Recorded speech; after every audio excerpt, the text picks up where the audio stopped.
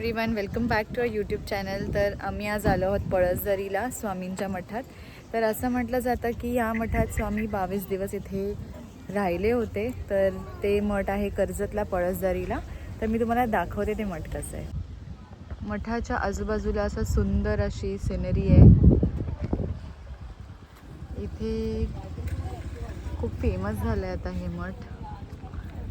इथून एंट्रन्स आहे. चल, तर असं आहे मठाचं एंट्रन्स स्वामींच्या.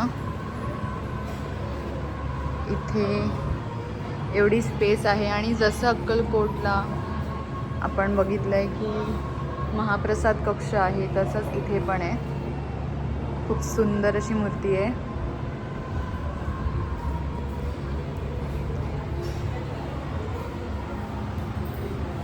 तुम्ही बघू शकता. मी आता फक्त व्हिडिओमध्ये तुम्हाला एक एक दाखवते. दर्शनासाठी लाईन आहे.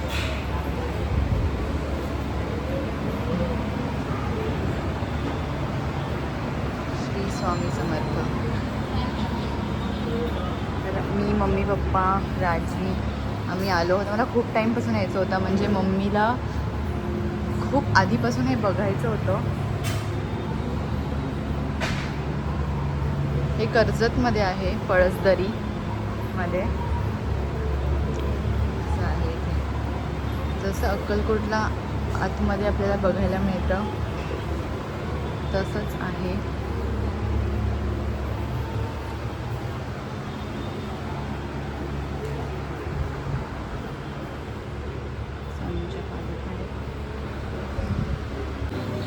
तर मी तुम्हाला हे आतलं दर्शन देते आहे.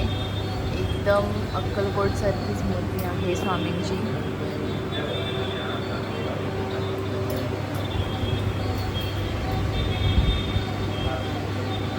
खूप सुंदर आहे. हे असं सुंदर इंटिरियर आहे मठाचं. म्हणजे आतमध्ये असं आहे. राजवीने पण दर्शन घेतलेलं आहे डोकं टेकवून.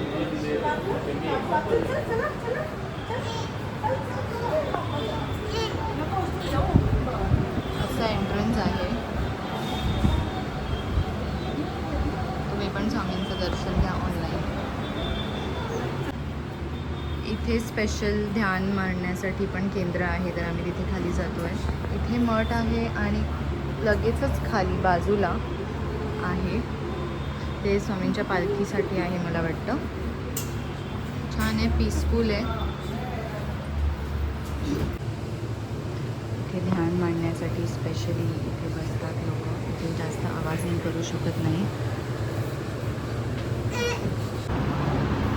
तर असं आहे आपल्या स्वामींचं पळसदरीचं मठ. इथे लोक ध्यान मांडायला पण बसतात. खाली पण मी तुम्हाला जसं दाखवलं तिथे पण करू शकता.